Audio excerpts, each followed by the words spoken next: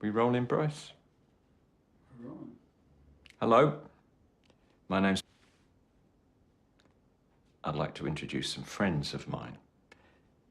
Jules Scott Key, drums. Joshua Winstead, bass. James Shaw, guitar. Emily Haynes, vocals. Together they are Metric. We join them in the midst of the beautiful struggle to complete their fourth and most difficult album. Vancouver, beautiful British Columbia, in the thick of it, mixing their new record. A project that's taken them over 1.5 years to write and record. But in this final phase of the process, something's not right.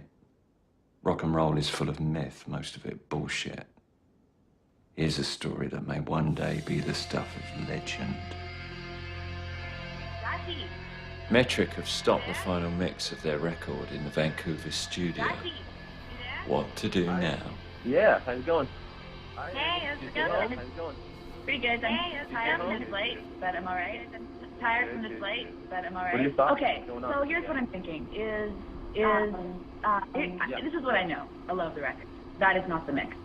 Yeah. And I don't know what the mix is, but it's not that. It just sounds wrong. It doesn't, like when we were in Giant, it sounded great, and I had full faith and confidence. I still do, but I want to move forward in the way, like, we've put so much work into it already. Let's continue on with the right direction. You know what I mean? Pull the plug on the wrong direction. Continue on with the right direction. You know what I mean? The right direction. You know what I mean? Right direction. You know what I mean? I'm at a loss as to who to get to help us. Like, I feel a bit like we need to be rescued. Like, let's figure out. The perfect person we could do, you know, we could talk to John again. We could go to John O'Mahony.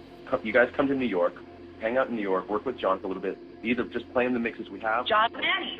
Oh, money. That's a great idea. I love it. I love it. Let's just get him on the phone, and that's great, because it gives me an excuse to go to New York, because he doesn't like to leave New York. Do you want to talk to him? Give him a call? Bring it up.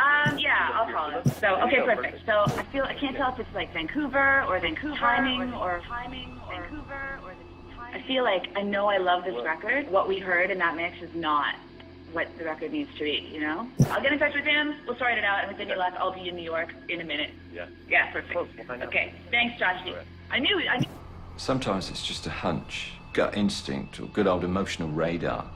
Real artists take big stock in those sneaky feelings.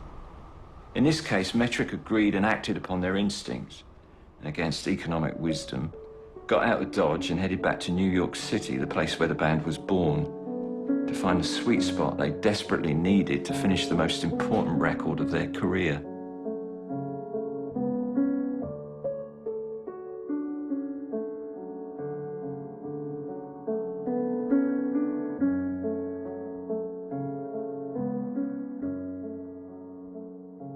Born in New Delhi, India, and raised in Peterborough, Ontario, with extended family in the United States, Emily Haynes grew up as a dual citizen, the daughter of poet Paul Haynes, Haynes distributed in 1996 an early effort called Cut in Half, also double. Before this, UK-born James Shaw was a student at Boston Music School and was friends with Walter Campbell, a vocal considerable classical training with stars and Prince, and knew that he Shortly before this, UK-born James I saw Metric at the Government. I believe it was their last show here. We went to see them, and it was a big crowd, lots of people. I remember I was in Prince Studio at my university, and someone was playing Soft Rock Star, and it was wonderful, and that was it. When I was printing, doing my lithographic work, I just listened to that. I guess the first time I'd heard a few things about them on the internet. Then a friend of mine suggested, I should check out Monster Hospital and then Dead Disco, and I was like, oh, this is really rocking. It's good satirical stuff. Makes loose social commentary that they shroud with a little bit of smoke and mirrors around, but not so much straightforward. And that's what really appeals to me. I don't like stuff that's like, oh, this is in your face. This is how I feel about it, and really interpret it. But then I heard the song Hustle. Bittersweet, you know, like dark lyrics and mixed with really dancey, pop, edgy. It's fantastic. Emily Haynes doing vocals, Jimmy Shaw on guitar. They're awesome live. Joshua Winstead. There's something to her. There's like some, I don't know what it is, what you call it, charisma. Like, she's just a very soulful individual on the stage. There's something that just comes out in her when she's performing. I don't know what you call that exactly, but you know, there's a presence on the stage. It was really cool. I was a little apprehensive at first. I mean, I was just been introduced to the band like maybe a month before, listened to a few songs, and then it's quick and poppy songs, catchy stuff that. Before that, I seen them at the Docks. That was an amazing show. I got to hug you can easily remember the lyrics. Upstairs, the VIP really was sick. Favorite memory. That song. And yeah. It's like a rush of emotion that really. It's probably, I don't know if it's my favorite. I have lots of favorites. More so than probably anyone else. Like when you're with a smaller crowd, you either have on stage and on top of that, her a complete hush. With the music. I saw her music video poster for a girl. Something that I find to be very much music, and I had no idea what it was, but for me, it when was listening to that song, one of the most it was like incredible the music everyone else videos I'd seen. I just started to. It was just me and the music, and that's how I felt the first time I heard that song.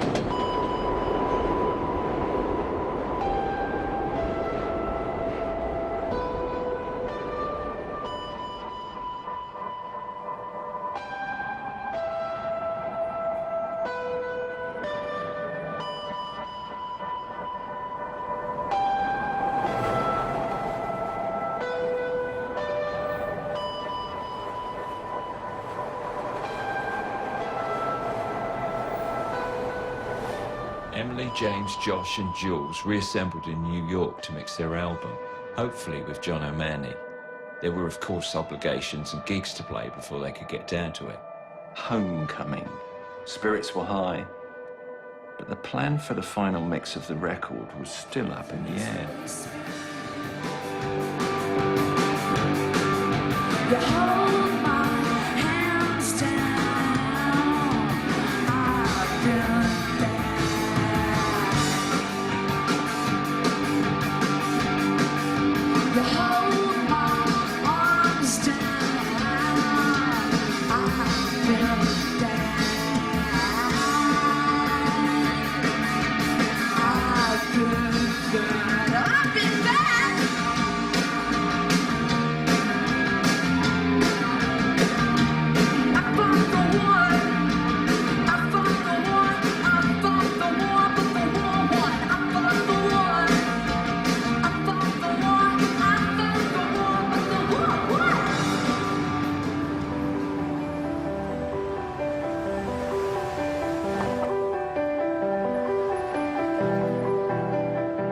First time I ever heard of Metric was from a demo that they made in their home studio. I was seeing this girl who got it from one of James and Emily's roommates in that zoo of a loft they were living in. I've been playing with a lot of people in Brooklyn at the time, listening to demos and all that stuff, so doing the music thing. And but listening to theirs over and over and over again, it felt like, okay, let's go check these guys out. I was living on the south side of the Williamsburg, which was not, I want to say it was a little less hip. Jules and I ended up living in an actual underground club that would open up like on Saturday, Sunday nights at like... Those guys were living in this place that was so scary, actually. It was like, our place was industrial, but their place was really industrial, like where you walk up the stairs and it's like a hole into the abyss. Right. So, and then they were doing like kind of the same thing as us. They were playing around and with different people and working day jobs. And well, I mean, it was this crazy big place, and somehow I ended up with the lease. And through a series of seriously bizarre events, like as an example, like me driving the landlord's father and double parking his Cadillac on Queens Boulevard while he went to the dentist for 45 minutes. Like I worked so hard to get that locked, it was completely insane. And then when I finally got it, you know, all of these broke-ass musicians moved in. And there was Chris and Torque from Stars that had a room, and Nick from the AAS had a room who wasn't in the AAS at that point, and like they hadn't even started yet. And there were all these other musicians there. There was a band called Bell Cafe, and it ended up over the years that all of these other musicians lived there as well. But just this sort of like this sense at the time that Williamsburg was young, and it was sort of when people were going there because they actually couldn't afford to go anywhere else, and it was kind of cool. But there was like 2 restaurants, and they weren't very good, you know. And the sense of why people were there was because they wanted to be creative and they needed a space to do it in. It was like old school New York. Like that's what it was.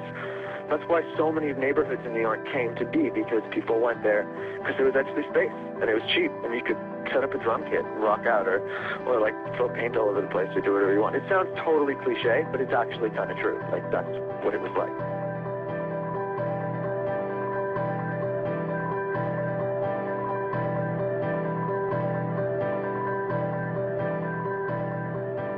There was lots on the slate before they could get down to the serious work.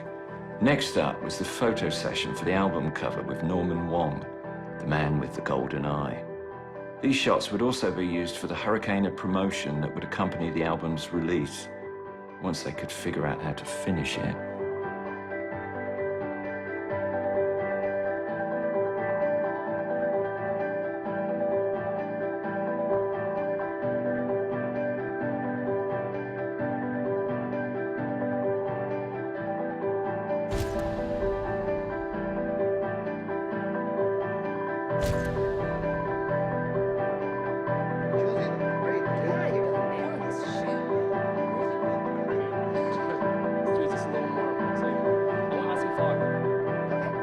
Word came during the photo session that the legendary Electric Lady Studios had been secured for the band, and the equally legendary John O'Mahony was available and very excited to do the mix.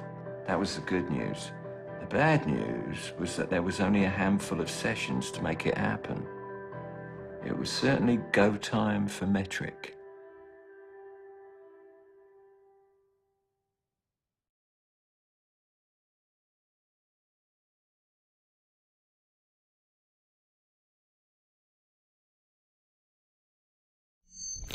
Right, where were we?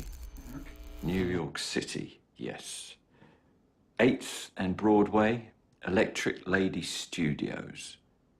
Everyone was hoping and praying that this would finally be the place for completion and perfection.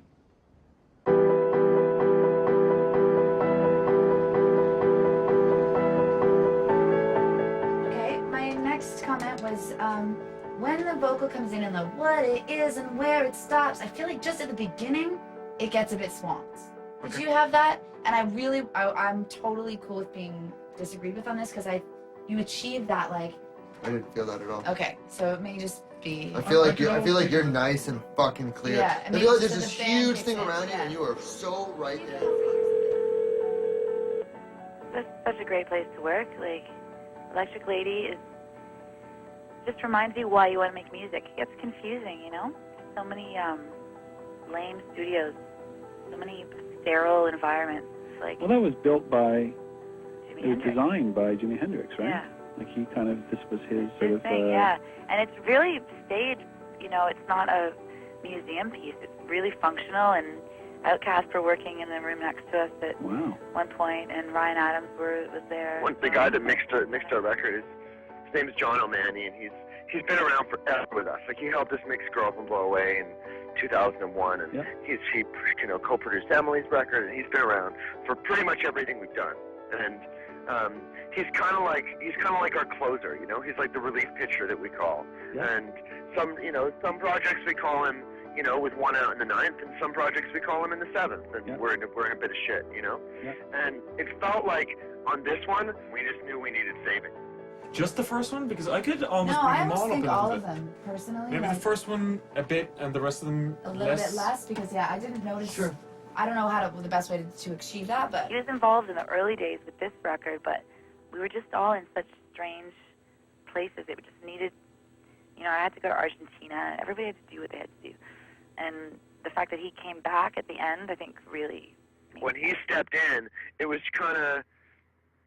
you know, he was kind of like, yeah, sure, oh my God, I didn't even know you guys were close to finishing or whatever. And he kind of stepped in and was like, oh, okay, this is, you know, possibly a little hairier than normal. And then, you know, by the end of last night, you know, where he was saying he's actually never spent, I don't think he said, I think he said he's never spent this long mixing a record in his entire career. I can't really tell. I thought the fourth one was just maybe a hair loud now, but the rest of it, like... Fine. I trust your judgment on it. I think you know what we're trying to accomplish. And did you get that? Is that not too much? I feel like that's like my favorite. That's like your favorite thing? Yeah, the first couple I'm cool with. I think the fourth one got a little out of hand. Yeah, just whatever, keep it in the track. Agreed. But it's just when it feels like the end of the song, end of it doesn't go anywhere. You know, it's just it goes everywhere or whatever. Any professional mix engineer in the business, the minute I started talking about needing to plug in a guitar amp, they would have been like, okay, well, session's over. You guys call me in a month when you got your shit together and you're ready. The editing process is supposed to long be over, you know? But apparently we're a band of freaks and everything we do is completely chaotic. The thing to listen for, because when I was originally doing this, what was in my mind, my last thing is about getting the everyone's locked into it. Yeah, I just wanted it to be a little bit more The session was productive, but something was still not right. Perhaps faced with a multitude of choices, the band was still feeling a bit overwhelmed. They seemed to be searching for the clarity of the song, the essence of the song, and nobody was exactly sure how to get there. You know, when the four of us all in a room together, it's like, it can be really hard to actually have one clear, coherent thought. It's like really can be totally insane energy. And, I mean, I guess that's kind of what I love about it. But at other times, it does seem like, holy shit, man, I need to go to the woods for a week and just like decompress after this madness. So Bucky, with the sessions at Electric Ladyland and with Jules and Jimmy and Josh, it's pretty intense for these guys, and they only have a few sessions left. So, how is Emily Haynes? How is she holding up, or what was going on with her?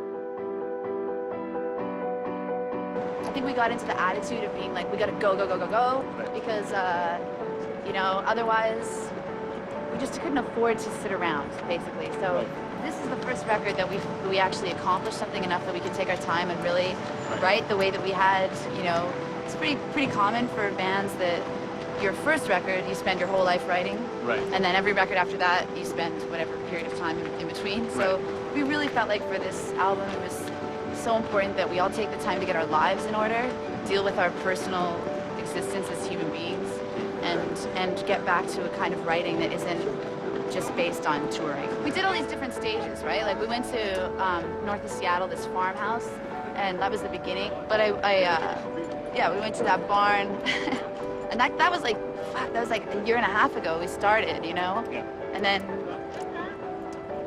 And then, I don't know, so a couple songs came out of that, but most of it came from, I went to Buenos Aires and I started writing on guitar. And I came back with 7 or 8 songs, and then we had already had 4 or 5. A couple of those were ones that Jimmy wrote. He writes these amazing, I don't know how to describe it, he writes the whole song basically. And then but it's like I say to him, I need this thing, and he understands what I mean, and he gives it to me, and then I can write on top of that. So there were a couple of instances of that. In that time, the 4 of us were just talking about the best way to proceed, and we came up with the idea of making the record with Gavin Brown, because he's in Toronto, and Jimmy had bonded with him, and we've started in January with Gavin at Giant Studios in Toronto, and then we finished. We've had trouble finishing. Yeah. I don't know, we had this timeline in our heads that was artificially created. I don't know where we got it from, but we were falling back into that problem the band has always had of rushing everything, We were supposed to come and mix in New York with this one guy. Didn't happen. This is all common, this happens to every band, whatever. Didn't happen. Went to Vancouver. It was the totally wrong vibe. Not the place for us to have our baby, basically, is what we all came to. Yeah, I mean, that is the thing, is that now coming to New York now feels like, for the band, coming home. It's weird. but I suppose it makes sense, actually. It's where we started, and this record, you know, encapsulates all the progress the band has made. It's just like, sort of, it's the most holistic, you know, it's just 4 people. Right. Like, definitely a band that just tours forever, playing the same music, right. Becoming a cartoon character. Like, this is not an option. So this record has been about taking our time and exploring more. Hey, you guys want to turn down here? The 4 members of Metric were trying their best to focus on the mix, but New York City demanded some quality face time before allowing their work to continue. Jules Scott Key, for example, was rushing across town to participate in 88 Drums, a live performance involving 88 drums, 88 drummers, on the 8th day of the 8th month of 2008.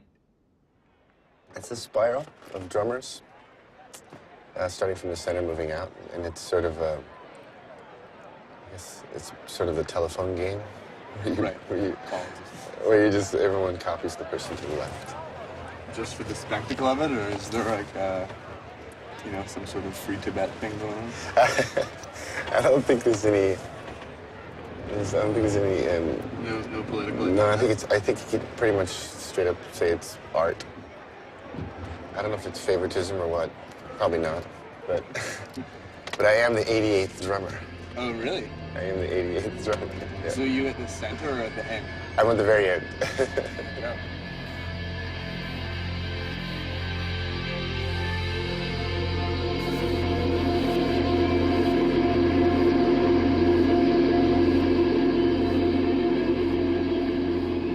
At the height of the 88 Drums performance, Jules flashed on an old quirk of the band. During their first experiences with studio recording and mixing, Jules remembered a trick they would employ to gain clarity. They would play their songs campfire, meaning totally stripped down. Jules called Josh, Josh called James, James called Emily, and with a full moon over Manhattan, they regrouped at Electric Lady Studios and played the entire record acoustic. Our whole vision at the beginning was like, if we can't play this shit campfire, it's probably not that good. Yeah. You know? You gotta be able to do it like this, too. Well, you know, when we lost it in Vancouver, you know, there's a part of it, of us that was questioning whether it was there in the songs. Like, it should kind of be when you pull up the faders, it's just there, you know, and why wasn't it there? So if there's something wrong with the songs, I think we needed to prove to ourselves that it wasn't the songs. And if we could do a campfire and make you feel the song more than anything else, you know, just get the emotion straight, then one, it would prove to us that it isn't the tunes themselves, and two, it would sort of remind us of what the emotional intention of those songs are individually, you know, and get back to maybe why we were missing it when you throw it up on a big console, you know. I'm about to drop off. Let me tell you my last thought. Drift into a deep fog, lost where I forgot to hold it. I can feel you most when I'm alone. Coming home 'cause I want to hang out with a starlet, stare up at the ceiling, preview of the screen.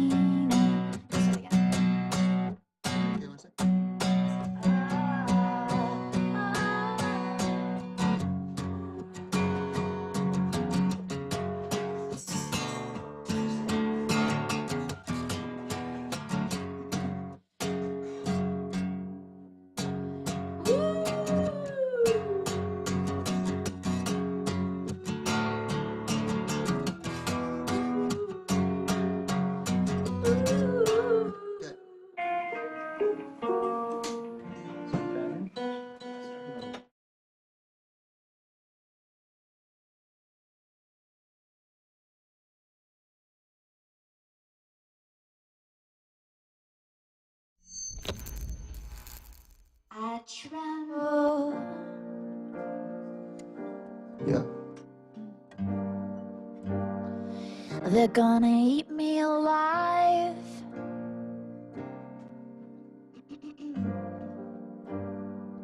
If I stumble,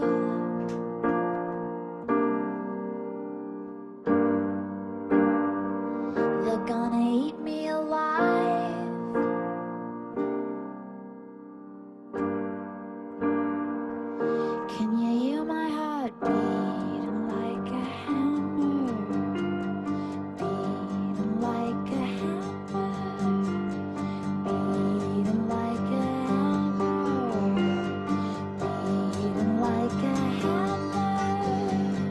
Help, I'm alive, my heart keeps beating like a hammer. Hard to be soft, tough to be tender. Come take my pulse, the pace is on a runaway train. Help, I'm alive, my heart keeps beating like a hammer. Beating like a hammer. Beating like a hammer. Beating like a hammer. If we're still alive, my regrets are few. If my life is mine, what should I do? I get wherever I'm going. I get whatever I need. Can I get like a lot more? Are you? I need more of your vocals. Really? Yeah. I Okay. need a smoke break. Okay. Oh, I'm so glad it started to feel like music. It's just like feeling really stiff at the beginning. I was just like, what's this instrument? And like last night we had this amazing. They were eating up valuable mixing time, but the clarity and vision they gained would serve them well in the final mixing session with John O'Mahony. It seemed that the demons had departed. They were all shining, and so it seemed bloody relieved. We were living in England, and Jimmy and I, it's before we got together with Josh and Jules, and we've been just like, all we seemed to do was hang out with record company people, right? And it was just getting really tired because these people generally, you know, are not necessarily the kind of person that I would hang out with. You can say dirtbag on film. All right, but it's just like every option that we had, it pretty much just not worked out. You know, it included going to work with the New Order producer, stayed in Bob Clearmountain's house, like in upstate New York. It was this whole adventure, and it was fun, like it was pretty hilarious. But at this point, we were kind of like, all right, we got to get out of England. We got to go back to New York. We got one more lead with this record company in LA, and they agreed to bring us to Los Angeles, put us together with a band, and have us do like a little showcase for them because they're really interested and they've been following everything this whole time. So we got to pack up everything in England, and ship it back, which it doesn't arrive like for another month or something. So we get back to New York, which we left in like a blaze of glory, right? Everyone's like, "You're gonna make it, good for you." And so, you know, we get on the plane, go to LA, did the whole thing with the band, which was a really awkward, kind of dirty feeling. Anyway, needless to say, it didn't really work out, you know. And again, the guy wanted to have a really long lunch with us, and you know, just to hang out. And Jimmy, at this point, like 10 minutes into the meal, he's just, you know, the guy's like, "Oh, the fettuccine. I do love that. That pesto it's a really delicate, nutty flavor." Jimmy's like, "You know, I don't feel like having an expensive lunch. Do you want to work with the band or not?" And the guy's like, "Well, we got a signing freeze," and we, you know, so it's this whole protracted thing. Needless to say, we're pretty bummed, right? We're like, don't know what we're gonna do next. We don't have any of our stuff from England. Like, let's just go back to New York. We always get through things. We're gonna get through this. Let's just go back to New York. We get on the plane, we get back to New York, and when we arrive, there's a limo waiting for us, which is kind of funny because there wasn't one on the other end. Yeah, So it was like the virgin rejection limo. It's like, well, at least you can have a limo ride on your way home when you know your career's going fucking nowhere. right. We were a bit daunted and financially, you know, terrified. We're living in New York. We have this loft that houses like 10 different bands. You know, we have a lot of responsibility and no money really to handle anything, and none of our equipment or anything. It's a bit of a bad situation. We get back to the loft, and there's a letter from my father. And really close with my dad.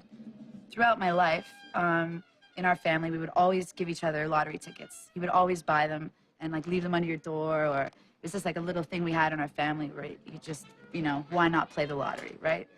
And so I saw this letter from my dad. I was like, at least, you know, this letter from my dad. I love my dad. Really funny guy. And so, you know, we open it up, and there's a lottery ticket. I'm like, the family tradition. You know, I think you were in the other room. You just scratch, scratch, scratch. It's like, $50,000. Yeah, right. $50,000. $50,000.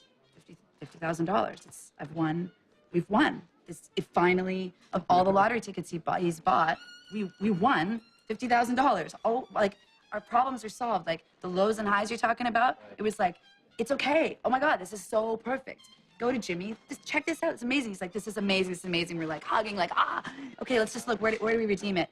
Okay, you have won $50,000. If you think this is actually a real lottery ticket, you are the most naive person in the world. This is a joke, So there and was you more hugging fell than no crying. for it.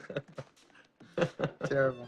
Terrible. You know, Thanks, and the thing is, he was What a so feeling. supportive. You know, our whole career, so supportive. And when I told him, it really crushed him because he obviously never meant to hurt us. But that was really symbolically and in so many ways exactly the experience we'd had anyway. It was just, you know, the audacity of hope. Yeah. Yeah. Right.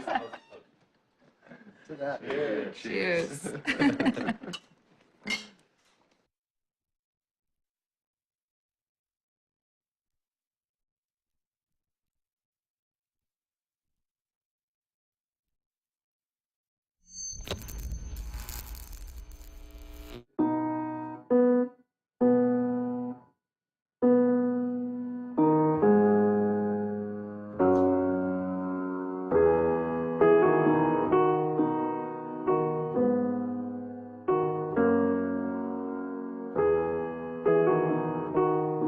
Did they tell you you should grow up when you wanted to dream? Did they warn you better shape up if you want to succeed? I don't know about you.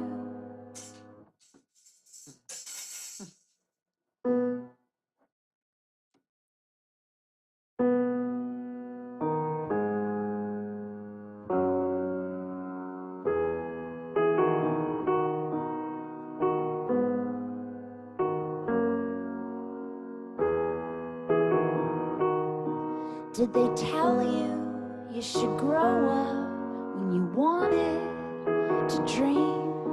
Did they warn you better shape up if you want to succeed? I don't know about you. Who are they talking to? They're not talking to me.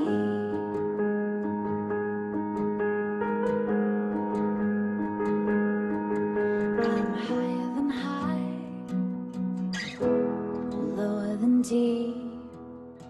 I'm doing it wrong, singing along. Go higher than high, lower than deep. Keep doing it wrong, singing along. Did I ask you for attention when affection is what I need? Thinking sorrow was perfection, I would wallow till you told me there's no glitter in the gutter, there's no twilight galaxy.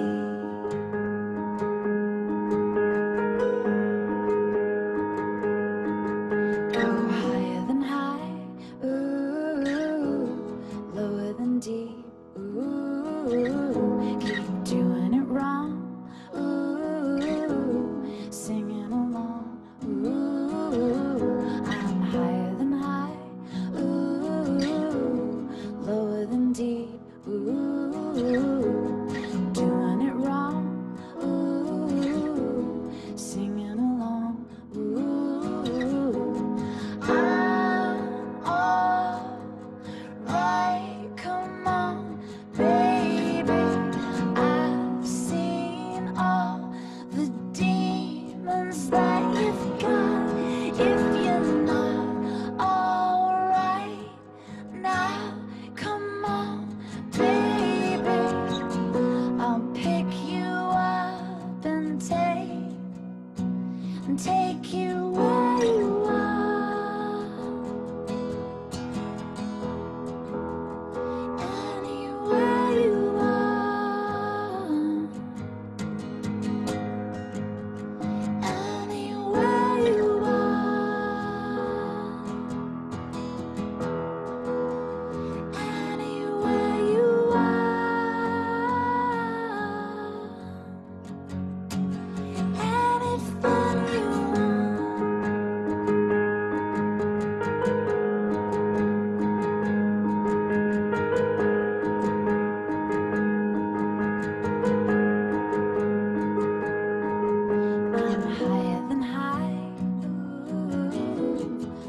than deep. Ooh, doing it wrong. Ooh, singing along. Ooh, higher than high. Ooh, lower than deep. Ooh, doing it wrong. Ooh, singing along.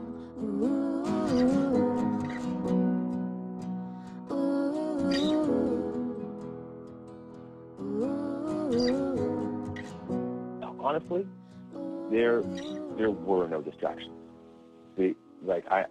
I know we're like that's a weird thing to turn around and say, but when you're that focused on what you're doing and it's really what you want to do, those other things aren't really distractions. They're almost just annoyances.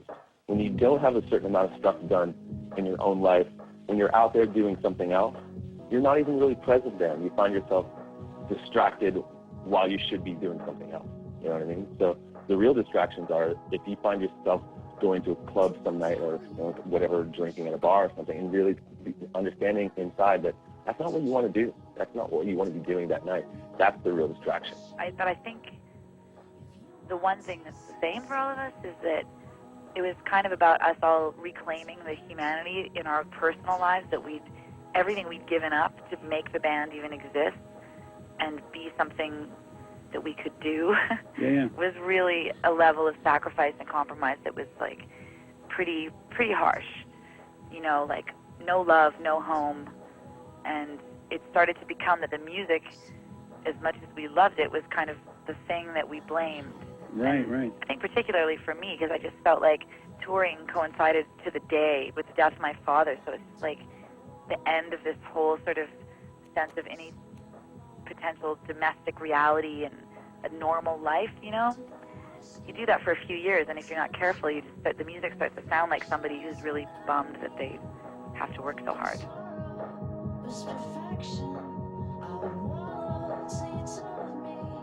In the last, 7 or 8 days of the mix, we recorded guitars on 3 songs. I think we did a lead vocal. I think we did some backup vocals. I blew up 2 Marshalls and broke 3 pedals and went through about a pack of string. The song that we did 2 days ago, took a radical shift when I started redoing a bunch of guitars, and it changed like kind of immeasurably. And there's probably going to be 10 or so songs on our record, and when one's different, it's like it anchors the whole thing differently. I mean, 10% of that thing with a very different emotional, coming from a different emotional place, changes the whole thing, and all of a sudden that's happening all over the place in the last week of the process. All of us, we see people like with families or with more concrete ambitions, and I felt it so strongly being in the cab last night, which means yesterday morning, like 5 in the morning, leaving the studio, and just sitting in the back of the cab, watching the sun come up, going, knowing I'm leaving for the airport in 2 hours, and just on my lap is the master of the, and it's just like, it's nothing. It's just a thing in my hand, but the thing in my hand is so relevant to what we've actually created. And I just got this huge wave of like, that I found these people, that nobody's a junkie or like, nobody's like lost. It's just a real belief in the worth and value of creating art. Yeah, well, I mean, think about it. You guys are the spirit of the age. This is why people literally worship musicians, and the people that don't make music but appreciate it, you're the spirit of the age, and it is a sort of ephemeral thing. But the strange thing is that this music will outlast us all. Do you know what I mean? Yeah. It will be there when we're all, wherever. Well, it's like place it's there is. now. I think I like that too. Even as people, like we're saying, like lament the end of physical albums or whatever the hell is going to happen. But to me, it's like, well, good riddance. I mean, did we ever think we could keep it? Did we ever think music was meant to be contained? It was never. It's always been such an abstract thing anyway, putting on an album. It's like, yeah, you've got something there, but I don't know what it is. Right, like, right. It's like creating a language. It's, like stories that can be repeated. And in the last little while, I've had so many experiences of meeting kids who, like at the Pemberton Festival, there are a couple kids who came up to me two girls who said, okay, you were our first concert. I feel like such an obligation to that, and such a desire to honor that person's, like, whatever little place I have in their mind and my words in their memory or whatever. It's like that's the point. So it's not about like immortality. It's just about something that's not pretending that we're going to live forever.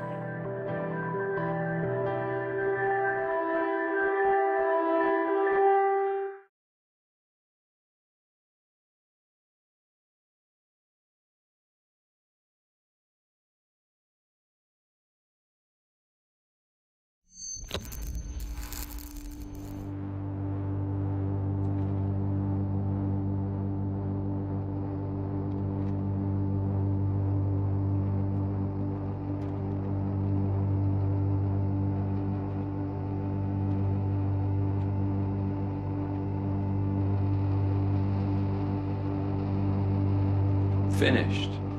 The album is finished. Toasting Gavin Brown, the producer, John O'Mahony, the mixer. Metric, fly off to a faraway place. Somewhere east of Eden, I think it was. That's all from me. Good night, and thanks for tuning in.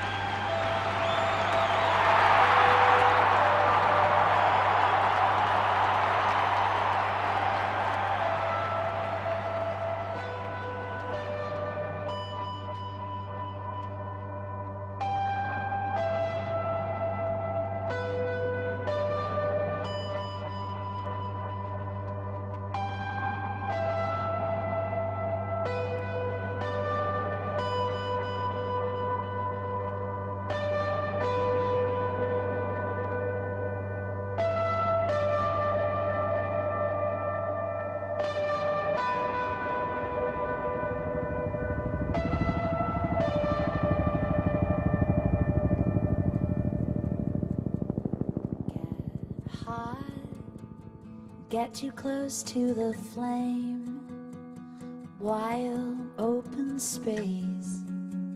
Talk like an open book. Sign me up. Got no time to take a picture. I'll remember someday all the chances we took. We're so close to something better left unknown. We're so close to something better left unknown. I can feel it in my bones. Give me sympathy after all of this is gone. Who would you rather be, the Beatles or the Rolling Stones? Seriously, you're gonna make mistakes, you're young. Come on, baby, play me something like Here Comes the Sun. Come on, baby, play me something like Here Comes the Sun.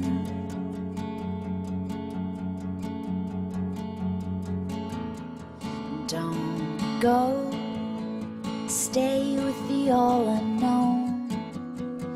stay away from the hugs, all the chances we took. We're so close to something better left unknown. We're so close to something better left unknown. I can feel it in my bones. Give me sympathy after all this is gone. Who would you rather be? The Beatles or the Rolling Stones? Oh, seriously, you're gonna make mistakes, you're young. Come on, baby, play me something like Here Comes the Sun. Give me sympathy after all of this is gone. Who would you rather be? The Beatles or the Rolling Stones? Oh, seriously, you're gonna make mistakes, you're young. Come on, baby, play me something like Here Comes the Sun. Come on, baby, play me something like Here Comes the Sun. Come on, baby, play me something like Here Comes the Sun.